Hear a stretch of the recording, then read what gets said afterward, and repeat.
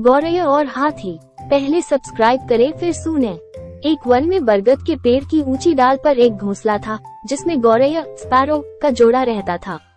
दोनों दिन भर भोजन की तलाश में बाहर रहते और शाम ढले घोंसले में आकर आराम करते थे।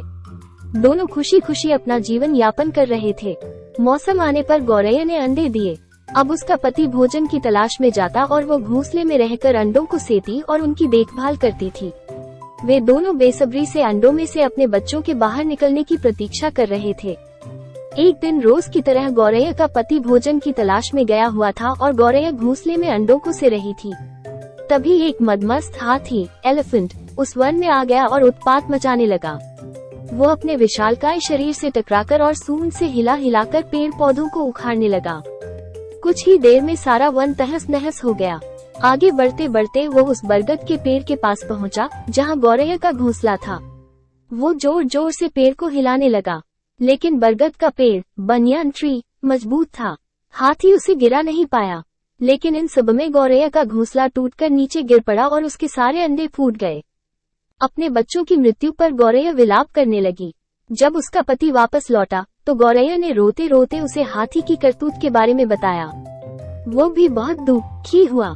दोनों प्रतिशोध की आग में जल रहे थे और हाथी को सबक सिखाना चाहते थे, लेकिन हाथी जैसे विशालकाय जीव के सामने उन जैसे निरीह प्राणियों का क्या बस चलता।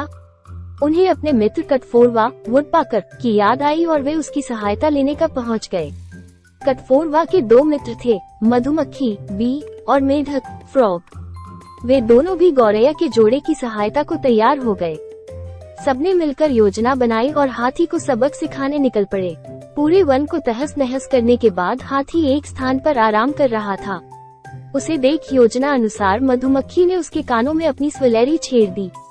हाथी स्वरलहरी में डूबने लगा ही था कि कटफोरवा ने उसकी दोनों आंखें फोड़ दी।